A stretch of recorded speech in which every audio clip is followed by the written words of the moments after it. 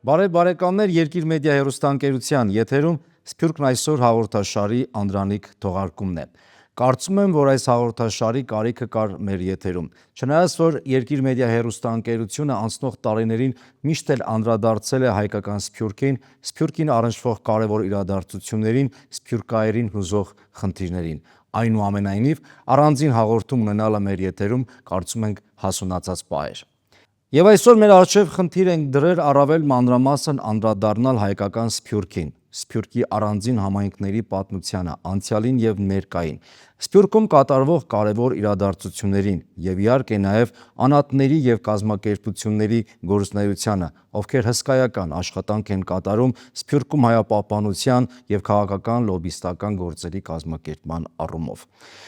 Մեր հաղորդումների ընթացքում մենք այս տաղավարում կունենանք նաև հյուրեր, որոնց հետ կքննարկենք բազմապիսի հարցեր, որոնք առնչվում են Սփյուռքին, ինչպես դեմարդեմ ձևաչափով, այնպես էլ կունենանք հեռավար միացումներ Սփյուռքի համայնքների տարբեր ներկայացուցիչների հետ։ Կխոսենք մասնագետների, փորձագետների եւ իհարկե պարզապես սփյուռքահայ ներկայացուցիչների հետ, ովքեր քաջածանոթ են իրենց համայնքների պատմությանը։ Եվ այսպես Ձեզ Երկիր մեդիայի եթերից ողջունում է Հայրենիք Սփյուռք հաղորդաշարը։ Նշենք, որ մեր հաղորդումները երբեմն կարող են լինել ոչ ստանդարտ, եթերային ձևաչափերը երբեմն տարբեր, բայց միշտ հետապնդելով նույն նպատակն ու առաքելությունը։ Մյուս կարևոր հանգամանքն այն է, որ առանց ձեր աջակցության սիրելի հեռուստադիտողներ, հատկապես սփյուռքահայ մեր հայրենակիցներ, մեր հաղորդումը չի կայանա, այնպես որ մենք լայն համագործակցության կոչ ենք անում։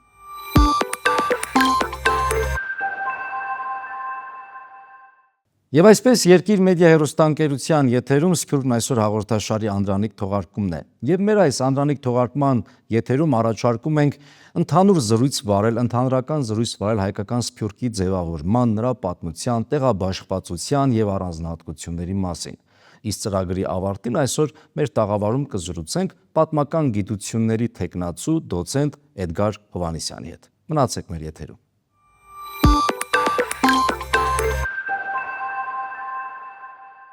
Ի սկզբանե շեշտենք, որ Սփյուռքն այսօր հաղորդաշարը չի ցանկանում, որ աշխարհում ավելանա սփյուռքահայերի թիվը։ Ընդհակառակը մենք կոչ ենք անում, որ բոլոր հայերը խարիսկ գցեն Հայաստանում։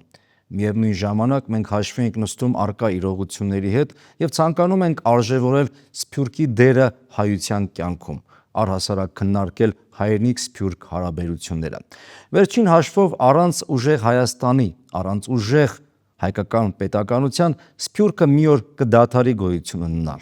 իսկ Հայաստանը կարող է լինել ուժեղ մի դեպքում, եթե լայն համագործակցություն ունենա եւ կարողանա համախմբել այն հսկայական ներուժը, որ գոյություն ունի աշխարհում եւ գոյություն ունի հայկական Սփյուռքում, այնպես որ մեր միասնականությունն է նաեւ մեր հաղորդման կարևոր կոչը եւ ուղերձը։ Մյուս կողմից Հայաստանը որպես պետություն մեծ անելիք ունի սփյուռքահայության կյանքում։ Նրա հայապահպան հոգևոր մշակութային ինքնության զարգացման հարցերից սկսած մինչև պետական քաղաքական բազմապիսի հարցերի աջակցություն, որոնք կարող են առաջանալ։ Մի խոսքով հայրենիք Սփյուռք, ազգային մեկ օրակարգ, մեկ նպատակ։ Երկիր մեդիայի եթերում Սփյուռքն այսօր հաղորդաշարի Անդրանիկ թողարկումն է։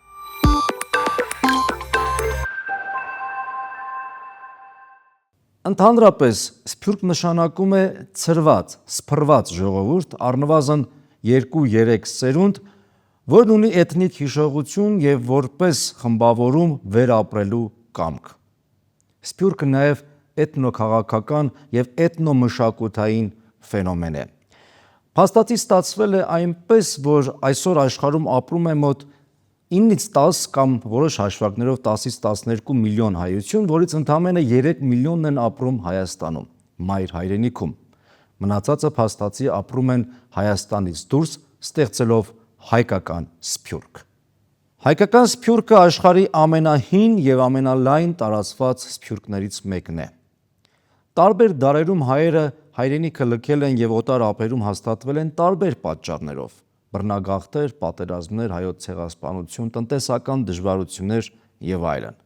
Իհարկե հիմնական պատճառը հայկական Սփյուռքի ձևավորման դա հայոց ցեղասպանությունն էր, բայց մինչ այդ էլ աշխարհում կային ձևավորված հայկական համայնքներ։ Առհասարակ մասնագիտական շրջանակներում Սփյուռքի պատմությունը կարելի է բաժանել երկու փուլի՝ հայ գաղթավայրերի պատմություն մինչև 20-րդ դար և 20-րդ դարից հետո ցեղասպանությունից հետո արդեն հայկական Սփյուռքի պատմություն։ Այս ժամանակ է, որ նաև մենք հանդիպում ենք Սփյուռք հասկացության գործածությանը։ Այնուամենայնիվ, առաջարկում եմ այս պահին դիտել մի տեսանյութ, որը պատմում է հայ գաղթավայրերի մասին, Սփյուռքի ձևավորման առաջին փուլի մասին։ Դեռևս 3-ից 4-րդ դարերում Սասանյան Արտաշիր առաջին և Շապու երկրորդ արքաների օրոք տեղի ունեցան հայերի առաջին խոշոր զանգվածային բռնագաղթերը Իրան։ Առավել հետևողական էր հայերի տեղահանման Բյուզանդիայի քաղաքականությունը։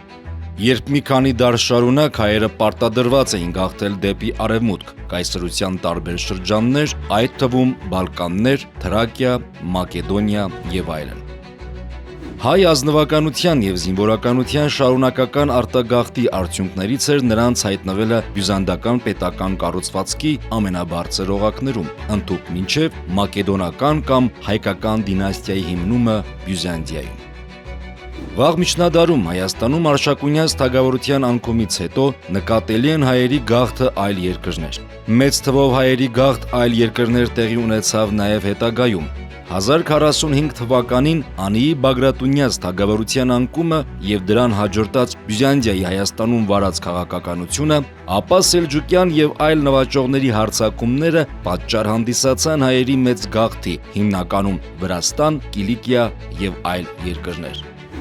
Ինչպես Վրաստանում, այնպես էլ Կիլիկիայում հայ իշխանները հասան բարձր դիրքի, ընդհուպ Կիլիկիայում 12-րդ դարում ստեղծելով հայկական պետականություն։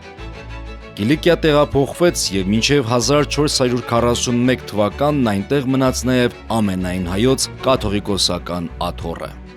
Թեև Կիլիկիայի հայկական թագավորության անկումից հետո մեծ թվով հայեր գաղթեցին Իտալիա, Սիրիա, Ֆրանսիա և այլուր, հայ ժողովրդի մի զգալի հատվածը կենսագործունեությունը Կիլիկիայում շարունակեց հետագա դարերում նույնպես, ընդհուպ մինչև 1921 թվականը, և Կիլիկիան հայերի համար դարձավ նրանց հայրենիքի կարևոր բաղկացուցիչ մասը։ Միջին դարերում հայերի տարածմանը տարբեր երկրներում մեծապես նպաստել է նաև այն, որ սկսած 16-րդ դարից հայ վաճառականները արևելքի և արևմուտքի միջև ընթացող առևտրի կազմակերպիչներից էին։ Բոլոր այդ վայրերում նրանք հիմնել են վաճառականական ընկերություններ ու տներ, որոնց հիման վրա ձևավորվեցին հայկական նոր համայնքներ։ Հայ ժողովրդի պատմության մեջ հատկապես ճակատագրական եղավ Օսմանյան կայսրության և շահական Պարսկաստանի ընդարձակ տարածքներում բնիկ քրիստոնյա ժողովուրդների հանդեպ նրանց վարած քաղաքականությունը։ Թուրքերի կողմից 1475 թվականին Ղրիմի գրավումից հետո մեծ թվով ղրիմահայեր գաղթեցին Ռուսաստան, լեահապատակ Ուկրաինա և այլուր։ 16-ից 17-րդ դարերում Պարսկաստանի արքաները և հատկապես Շահ Աբբաս առաջինը իրենց երկրի տնտեսական զարգացումը խթանելու նպատակով Պարսկաստան են բռնագաղթեցրել 100 հազարավոր հայերի։ Այստեղ նրանք հիմնեցին նոր քաղաքներ, ինչպես օրինակ Նոր Ջուղան, ստվարացան հին հայկական համայնքները։ 20-րդ դարասկզբին հայ բնակչության թվաքանակը գնահատվում էր ավելի քան 4 միլիոն, որից բուն հայկական լեռնաշխարհի և Կիլիկիայի տարածքում բնակվող հայերի թիվն անցնում էր 2.2 միլիոնից, այսինքն հայ բնակչության կեսից ավելին բնակվում էր պատմական բնորանում։ Այդ պատճառով նախքան 20-րդ դարասկիզբը հայրենիքից դուրս հայության պատմությունն ընդունված է համարել հայկական գաղթավայրերի պատմություն։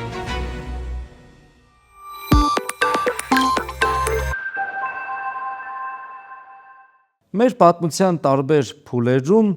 հայոց պետականության բացակայության պայմաններում Սփյուռքը ստիպված է եղել ձևավորել ազգային օրակարգ և երբեմն իր ուսերին վերցնել այնպիսի գործառույթներ, որոնք պիտի ուղղորդված լինեին ազգի կազմակերպական բարձրագույն մարմնի պետության կողմից։ Բայց չկար հայոց պետականություն և Սփյուռքը պիտի ձևավորեր իր ազգային օրակարգը, սեփական ուժերով առաջ մղեր իր խնդիրները։ Անգամ ավելին, հայկական գաղթավայրերում երբեմն համահայկական օրակարգեր են բարձրացվել և Սփյուռքը փորձել է համահայկական այդ առաջնահերթությունները առաջ մղել։ Այդպիսի խնդիրներ, այդպիսի հարցեր պատմության ընթացքում շատ են եղել, այսօր էլ կան, երբ որ Սփյուռքը մեծ դերակատարություն ունի, եթե մեր աչքերը լայն բացենք։ Բայց այս պահին կուզենայի հիշել օրինակ Հնդկայի ազատագրական խմբակը, որն ստեղծեց աշխարհում առաջին ժողովրդավարական սահմանադրությունը, որոգայթ փարածը, որտեղ ամրագրված էր իշխանությունների տարանջատման սկզբունքը։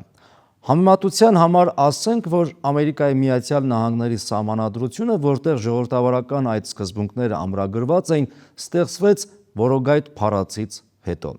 Սա ազգային ինքնագովեզ չէ, պարզապես սա այն փաստերից մեկն է, որը ցույց է տալիս, որ այո, մեր հայկական գաղթօջախները, գաղթավայրերը երբեմն առաջ են մղել հայոց պետականության վերականգնման, Հայաստանի ապագա կառավարման ձևին վերաբերող խնդիրներ եւ այդ ճանապարհին գրանցել են քաղաքակրթական վերելք։ Վստահ եմ, որ այս մասին դեռ մանրամասնորեն խոսելու առիթ կունենանք մեր մյուս թողարկումների ընթացքում։ Բայց կարևորագույն հարցերից մեկը, որ այսօր արդարացի կերպով կարող ենք բարձրացնել, այն է, թե որքանով է Հայաստանի Հանրապետությունը որպես ազգային անկախ պետություն կարողանում գնահատել հայերենիք-սփյուռք հարաբերությունները։ Սփյուռքի ներուժը համազգային խնդիրների լուծման ծիրում առհասարակ գոյություն ունի որևէ ռազմավարություն, որը պիտի ապահովեր հայերենիք-սփյուռք հարաբերությունների բարձր որակը։ Ակնհայտ է, որ ցավոք սրտի չկա այդպիսի ռազմավարություն, որը կսահմաներ տեսլական, նպատակ, ժամկետներ, պատասխանատու օղակներ, գաղափարական հենք կձևավորեր, որը կմտներ ամենքիս տուն։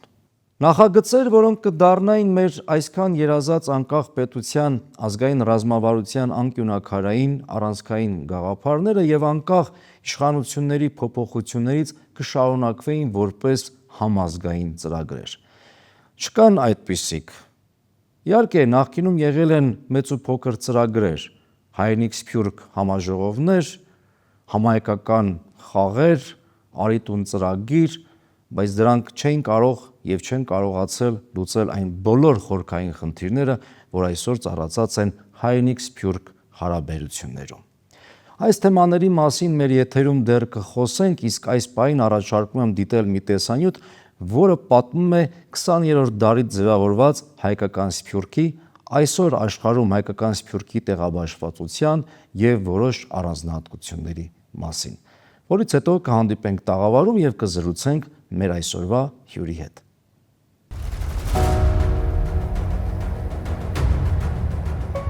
Առաջին համաշխարհային պատերազմի նախօրեին տարբեր երկրներում ապրող հայության ազգային գործունեությունը կազմակերպվում եւ կարգավորվում էր համայնքային հաստատությունների մի ամբողջ համակարգով՝ եկեղեցիներ, բարեգործական, կրթամշակութային, հայրենակցական, քաղաքական եւ զանազան այլ կազմակերպություններ։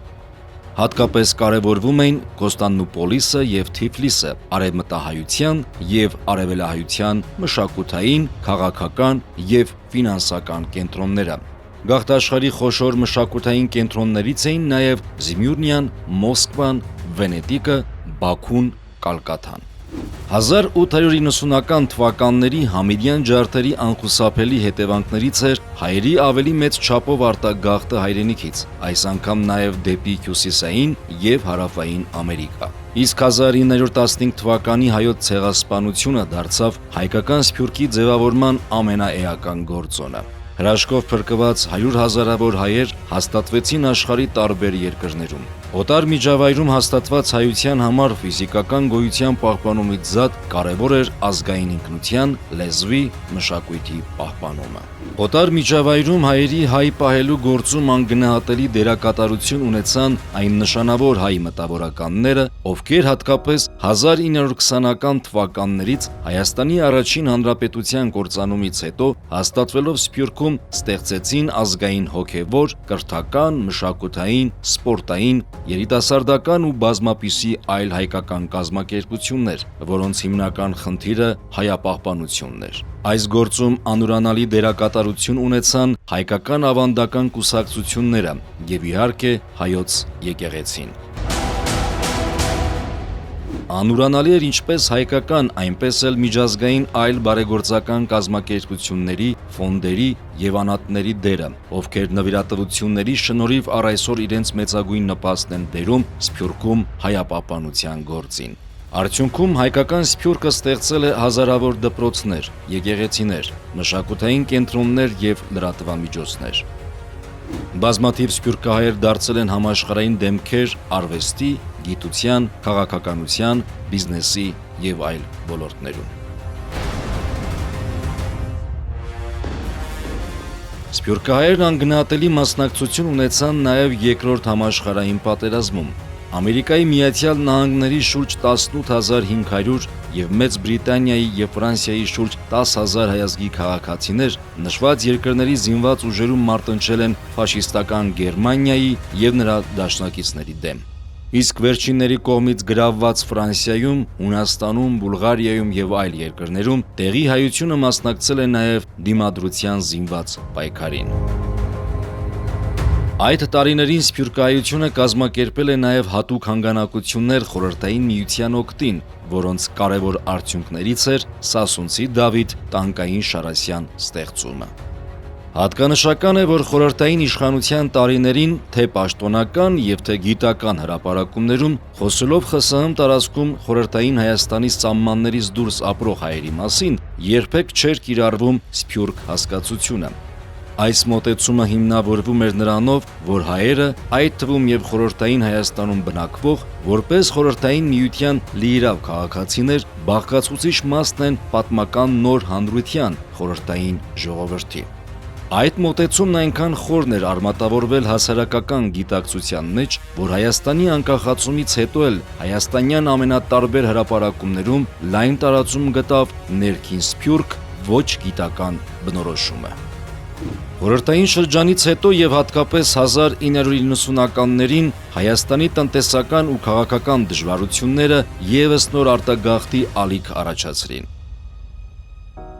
Համաձայն միավորված ազգերի կազմակերպության տվյալների 2015 թվականի դրությամբ 940,000 մարդ, ով ծնվել է Հայաստանի տարածքում, այժմ ապրում է այլ երկրներում։ Այդ թվի հարաբերակցությունը ներկայիս ընդհանուր բնակչության վերաբերյալ 4-րդ ամենաբարձրն է ամբողջ աշխարհում, գերազանցելով նույնիսկ Սիրիայի տվյալները։ Հետաքրքիր է, որ այդ հարաբերակցության թիվը մնացել է գրեթե անփոփոխ 1990-ից մինչև 2015 թվական։ Այսօր հայերը սփռված են ավելի քան 100 երկրներում։ Ամենախոշոր համայնքները գտնվում են Ռուսաստանում, Ամերիկայի Միացյալ Նահանգներում, Ֆրանսիայում, Իրանում, Լիբանանում, Սիրիայում, Արգենտինայում։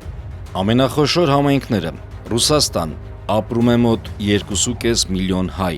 Ամենամեծ սփյուռքահայ համայնքն է տնտեսական եւ աշխատուժային միգրացիա։ Ամերիկայի Միացյալ Նահանգներ,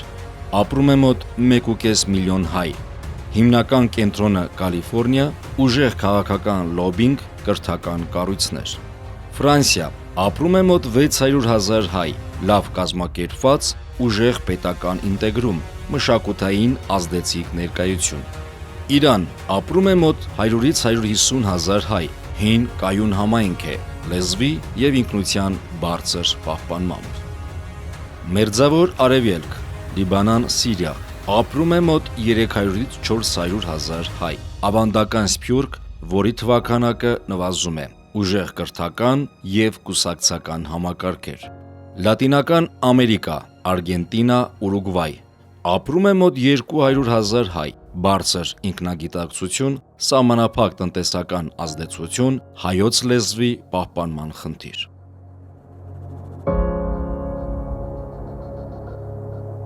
Հայաստանի անկախացումից հետո հայրենիք սփյուռք հարաբերությունները թևակողեցին որակական նոր փուլ։ Հայրենիք վերադարձան կամ վերահիմնադրվեցին ազգային մի շարք կազմակերպություններ։ Քաղաքական գործունեությունը վերականգնեցին հայ ավանդական կուսակցությունները, որոնցից հայ հեղափոխական դաշնակցությունը նույնիսկ իր ընդհանուր ժողովում ընդունեց դեպի երկիր կարգախոսը, կոչ անելով սփյուռքահայությանը վերադառնալ եւ բնակություն հաստատել անկախ Հայաստանում։ Աշխարհասփյուր հայությունը մեծագույն տարաբնույթ աջակցություն ցուցաբերեց Հայաստանին 1988 թվականի Սպիտակի երկրաշարժի ժամանակ։ Սփյուռքն անմասն չմնաց նաև հանուն Արցախի ազատության մղված պատերազմում, ինչպես նաև հետագայում Արցախի հանրապետության վերաշինման գործում։ Այսօր էլ Սփյուռքի տարբեր անատներ եւ կազմակերպություններ տարատեսակ աջակցություն են ցուցաբերում Արցախից բռնի տեղահանված հայությանը։ Առհասարակ Սփյուռքը կարևոր դեր ունի նաև Հայաստանի նկատմամբ աջակցության գործում, ներդրումների, բարեգործության, կրթության եւ ազգային հարցերի պաշտպանության տեսանկյունից, իսկ որոշ սփյուռքահայեր հայրենիքին մատուցած բարձր ծառայությունների համար արժանացել են Հայաստանի Հանրապետության հերոսի կոչման։ Շարլ Ազնավուր, Ալեք Մանուկյան, Քրք Քրկորյան, Էդուարդ Էրնեկյան։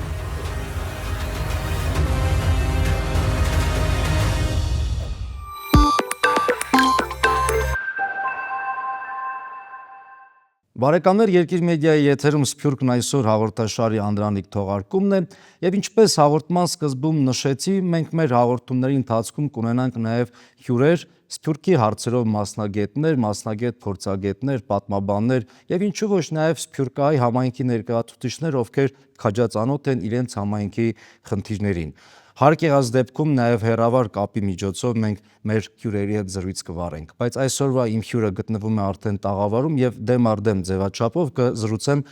Հայկական պետական մանկավարժական համալսարանի պատմության եւ հասարակագիտության ֆակուլտետի դեկան, պատմական գիտությունների թեկնածու դոցենտ Էդգար Հովհաննիսյանի հետ։ Ողջույն պարոն Հովհաննիսյան, շնորհակալ եմ, որ մեզ հյուր եկաք եւ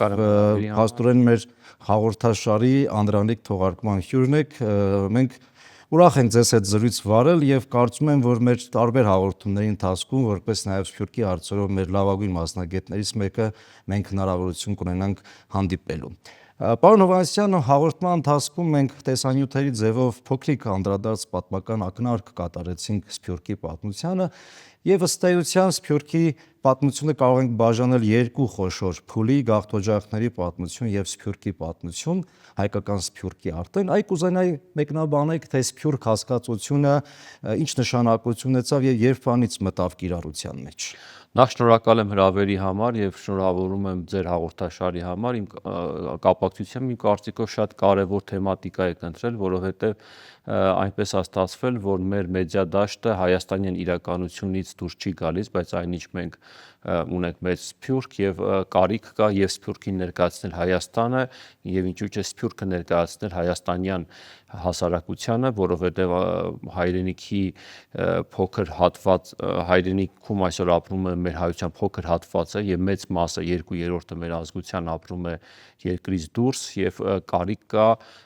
մշտապես այդ զարկերակը զգալ, հասկանալ այնտեղ կատարող հասարակական, քաղաքական, մշակութային գործընթացներ, որոնք իրականում բուռն են, ակտիվ են եւ այդպես մշտապես է եղել, բայց ցավոք սրտի կարծես թե այդ հաղորդակցությունը գոնե վերջին շրջանում հատկապես սառել է եւ միմյանցից ավելի քիչ ենք տեղյակ, այդ իմաստով ձեր հաղորդումը շատ կարեւոր բաց ունի լրացնելու։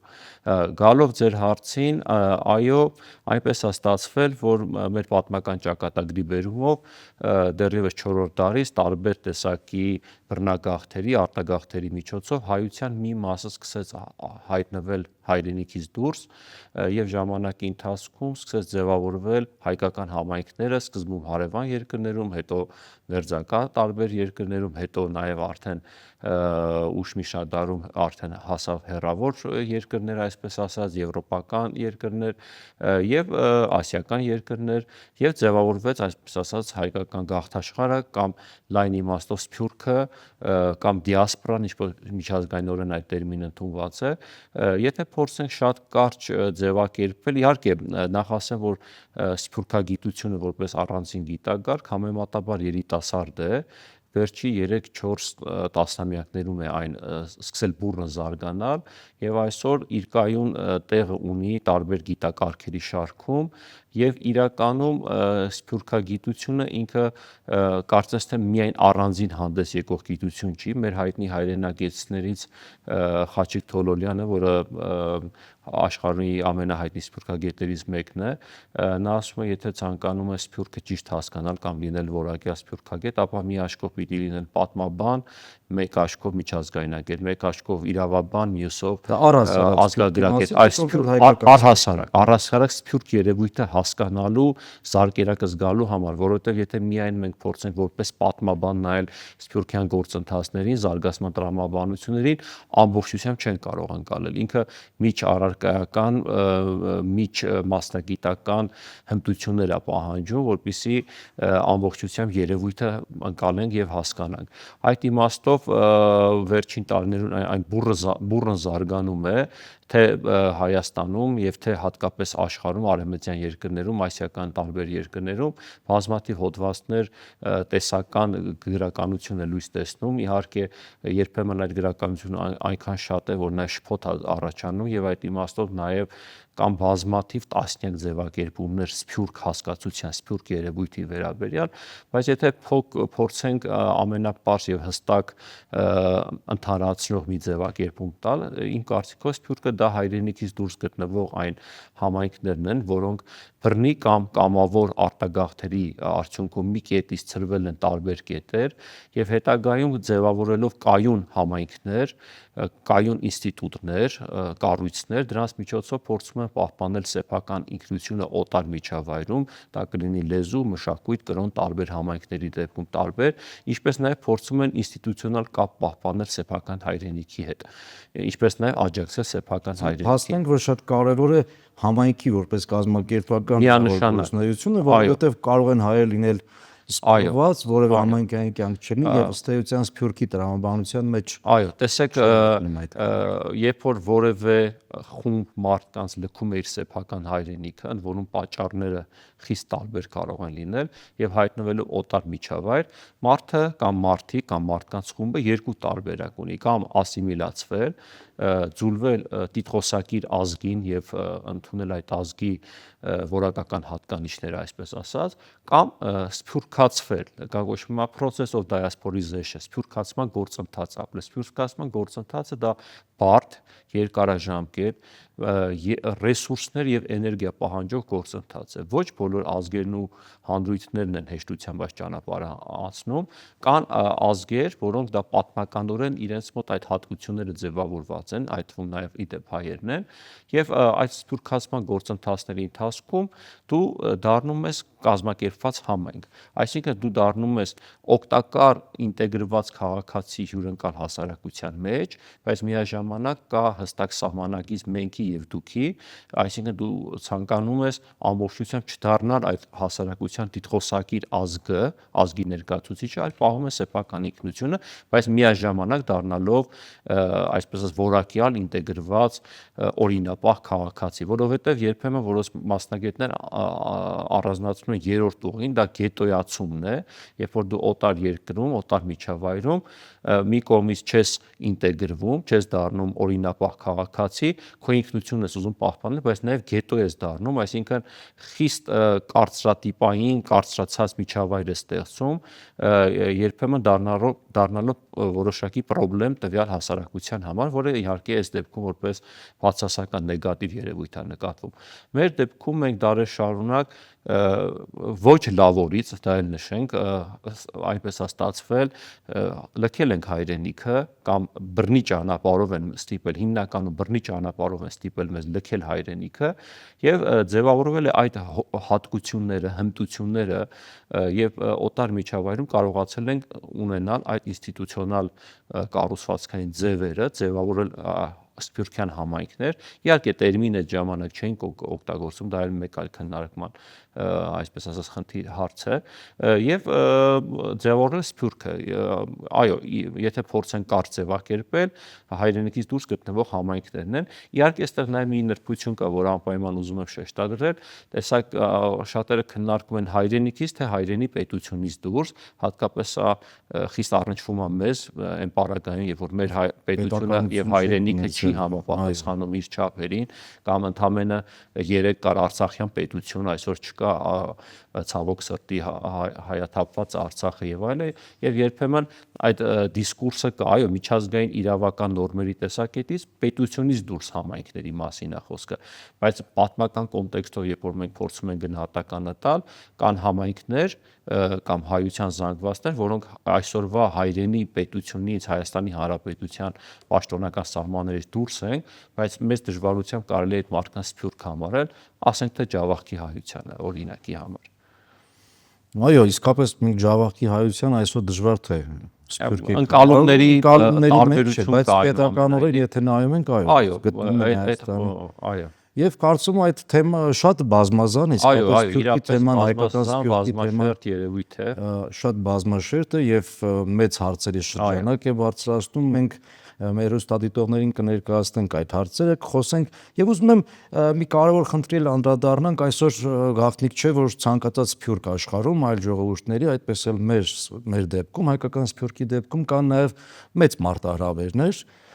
հիմնական մարտահրավերը ես կարծում լեզվի խնդիրն է, եթե այլ մարտահրավերներ կան կամ եթե ինձ հետ համաձայն եք, խնդրեմ։ Տեսեք, առհասարակ սփյուռքը մարտահրավեր է, սփյուռք երևույթը, որովհետեւ տվյալ ասես մի տեսակետ կա, ասում են սփյուռքը իր ինստիտուտներով, մեխանիզմերով հանդերձ դա ձուլումը երկարացնող գործընթաց է։ Այսինքն սա ասելով մենք հետին մտքով ինչ որ իմաստով ընդունում ենք, որ օտար միջավայրում մի օր, դա կլինի այդ մի օրը 10, 100 կամ 2000 տարի, 3-4 մի օր ձուլումը անխուսափելի է եւ հետեւաբար այդ մարտահրավեր ասվածը հաղթահարելու համար դու ինքնապահպանման մեխանիզմեր պիտի ստեղծես, լեզու, կրոն, մշակույթ, կառույցներ եւ այլն եւ այլն եւ այլն, եւ ամենակարևորը այդ ամեն ինչի միջով ես գաղափարական տեսական մասն եմ ասում, հա, մի քիչ իրականությունից փորձեն կտրվել եւ այդ ամեն ինչի միջով կարմիր թելով պիտի անցնի հայրենիքի վերադարձի գաղափարը։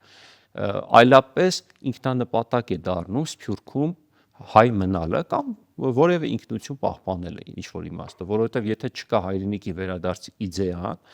ապա ինչու պիտի հայ մնալ սփյուռքում։ Հարցի պատասխանը տեսականորեն եւ այո եւ գաղափարը զգա։ Այո, օրինակ տեսեք, հрьяաները իրենց պետականությունը 2000 տարի կորցնելուց հետո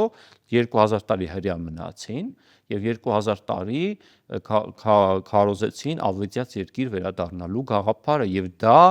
վառ պահեց հрья ինքնությունը պահելու ճիքը, ջանքը, էներգիան։ Եվ մի օր վերադարձան, ստեղծեցին Իսրայել պետություն եւ Սփյուռքը ստեղծեց պետականություն կամ վերաստեղծեց պետականություն։ Դա հետաքրքիր գործընթաց է, որովհետեւ կան սփյուռքներ, որոնք պետականահեն է եւ պետականազուրկ են, դա իմ ձևակերպումը չի, դա տեսաբաններից մեկի ձևակերպումն է, եւ կան սփյուռքներ, այո, որոնք չունեին պետականություն, ստեղծեցին կամ չունեին, եղավ, օրինակ, մինչ 1918 թվականը մենք պետականազուրկ սփյուռք էինք ըստ էության։ 18-ից հետո առաջի, հետո Խորհրդային Հանրապետություն եւ ներկա Հանրապետությունը դարձանք պետականահեն սփյուռք, բայց կան դեպքեր, որ սփյուռքը ինքն է պետություն ստեղծում, ասենք հենց Իսրայելի օրինակը, կամ հակառակը սփյուռքը նպաստում է պետականության կայացման ու ամրապնդման, ինչպես մեր բանակայում 91-ից հետո մենք գիտենք սփյուռքի հսկայական ջանքերն ու ներդրումը։ Այսինքն տարբեր, երբ որ մենք սփյուռքները փորձում ենք դասակարգել, տարբեր մեխանիզմներ եւ գործիքակազմ ենք ընդունում այդ դասակարգումները կատարելու եւ առաջնորդվելու տեսակետից։ Այդ իմաստով այո, հայկական սփյուռքը եւս ունի իր բազմաթիվ մարտահրավերները, թիվ 1 մարտահրավերը իհարկե ինքնության պահպանման խնդիրն է, որովհետեւ արդեն 5-6-րդ դասական սփյուռքի սերունդն է մեծանում, նոր սփյուռքն էլ իր խնդիրներով եւ ձուլման, խառնամուսնությունների, լեզուն պահպանելու հետ կապված արևմտահայերեն մշակույթը լեզուն պահելու տեսակետից լուրջ մարտահրավերներ կան ստեղ եւ կարծում եմ այլևս էպիզոդիկ ձեռնարկներով այս խնդիրները լուծել այլևս անհնար է եւ պետք է համակարգային մոտեցումներ։ Ում կողմից, ինչպես, ինչ ձևաչափով դա արդեն այլ քննարկման հարց է։ Այստեղ կարևոր դերակատարություն ունի նաեւ Հայաստանը որպես պետություն։ Իհարկե, տեսեք, Հայաստանը որպես պետություն առանց Սփյուռք մեկ բան է, Սփյուռքով մեկ այլ բան է։ Եթե մենք պայմանական կամ ընդունված տվյալներ ընդունենք, որ աշխարհում կա 9-ից 10 միլիոն հայ, որը ցրված է մոտ Սփյուռքի նախարարության ժամանակի տվյալներով 120 երկրում կար հայկական համայնք, ապա Հայաստանը այդ շղթայի մի օղակն է, ամենամեծ օղակը։ Սփյուռքին պատկերացնելով այդ շղթան է մեծ, ամենամեծ օղակը, կարևոր օղակը դա Հայաստանի Հանրապետությունն է, ժամանակին Արցախի Հանրապետությունը եւ այնուհետեւ մյուս բոլոր համայնքները։ Եվ այդ բոլոր ազդակները պիտի Հայաստանից գնան եւ Հայաստանից Սփյուռքից ստացվեն։ Եվ դուք պատկերացրեք մի պահ Հայաստանը առանց Սփյուռքի, չէ, ինչպիսի ավելի պակաս ներուժով, պակաս ռեսուրսներով, պակաս հնարավորություն եւ Սփյուռքով։ Իհարկե այս ռեսուրսը եւ հնարավորությունները զգալու համար պետք է ունենալ համակարգային քաղաքականություն։ Եթե այլապես կմնանք միայն էմոցիոնալ խոսքերի դաշտում եւ ինչպես միշտ հենց կենացային մակարդակով էլ ամեն ինչ կավարտենք։ Իմ կարծիքով հենց այդ ռազմավարությունը չկա, բացակայում է այսօր այդ համակարգային մոտեցումը եւ ավելին ունենք Սփյուռքի նախարարություն, այսօր դա էլ չունենք, ունենք Սփյուռքագիտության ֆակուլտետ Երևանի պետական համբիոն կա, նայել չկա։ Սրանք խնդիրներ են, որ նշանակում է, որ երկրորդվում է հայերենիք-սփյուռք հարաբերությունները։ Ես գոնե այդպես եմ Իմ կարծիքով հայերենիք-սփյուռք հարաբերությունները մեր անկախությունից ի վեր երևի թե ամենացածր մակարդակում հիմա են գտնվում։ Միշտ էլ թե խորհրդային տարիներում, թե առաջին հանրապետությունին, թե 91-ից հետո հայերենիք-սփյուռք հարաբերությունները ունեցել են վայրեջքներ եւ վերելքներ, ունեցել են դինամիկ զարգացում, ճգնաժամեր, մեկը մյուսին հաջորդել է տարբեր փուլերով։ Եթե գանք մեր 91-ից հետո այդ պրոցեսները մենք ունեցել ենք, բայց հիմա իմ տպավորությամբ այդ իմաստով ամենաճգնաժամային փուլերից մեկն է եւ լայն իմաստով մի քիչ անհասկանալի է թե Սփյուռքի նկատմամբ ինչպիսի քաղաքական առաջնահերթություններ են ընդգրկված։ Օրինակ նույն հենց ամենապարզ օրինակը վերցնենք, ցեղասպանության միջազգային հարցը ըստ էության հանված է Հայաստանի Հանրապետության արտաքին քաղաքական օրակարգից, իսկ դա Սփյուռքի համար, մենք գոնե դասական Սփյուռքի համար շատ կարևոր եւ զգայուն հարց է, բայց նաեւ մի կողմից չեմ էլ հասկանում, թե ինչպես Սփյուռքը որոշակի լուռ է այս հարցերում։ Դա էլ մի ուրիշ խնդիր է, որովհետեւ ամեն դեպքում Սփյուռքը ճիշտ է հետեւողականորեն հարցը տանում է առաջ, բայց այնուամենայնիվ որոշակի այսպես ասած վակուումային իրավիճակ կա այսօր ստեղծված այդ հարաբերությունում։ Ստեղծության Սփյուռքի որոշ հատված լուր է, բայց նրանք ովքեր քաղաքական կամ լոբիստիկ առումով ակտիվ գործունեություն են ծավալում, բարձրաձայնում են այս խնդիրները։ Ես վերջերս լսում էի Հայդատի գրասենյակի տնօրենի խոսքը, որտեղ նշում էր, որ ցավոք սրտի ցեղասպանության եթե միակ կառույցը մնացել, որ հետևողականորեն այս կապված հարցերում մենք կարծես թե այլ բան ենք անում, ինչը իրականում պիտի անենք ու ճիշտ ենք անում, մեր պահանջատիրության խնդիրներն ենք բարձրաձայնում, բայց Հայաստանի կառավարության ներկա մոտեցումները ուղղակիորեն խանգարում են նաև դրան։ Այսինքն չկա միասնական օրակարգ եւ ցավոք սրտի այո, պիտի փաստենք, որ այսօր ճգնաժամ է ապրում։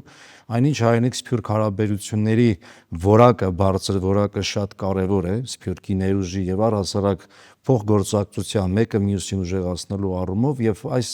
հարցը կարծեմ թե մեր անպայման մեր մյուս թողարկումների ընթացքում պիտի քննարկենք, գուցե ավելի լայն շրջանակով քննարկենք, որովհետեւ սա իսկապես շատ որակարգային խնդիր է, անտեսել չի կարելի։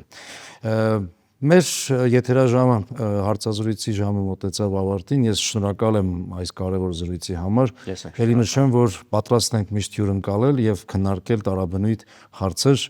Շնորհակալություն պարոն Հովհաննիսյան։ Շնորհակալ։ Բարեկամներ, ես հիշեցնեմ, որ Սփյուռքն այսօր հաղորդաշարի անրանիկ թողարկման հյուրն էր Հայկական պետական մանկավարժական համալսարանի պատմության եւ հասարակագիտության ֆակուլտետի դեկան, պատմական գիտությունների թեկնածու դոցենտ Էդգար Հովհաննիսյանը։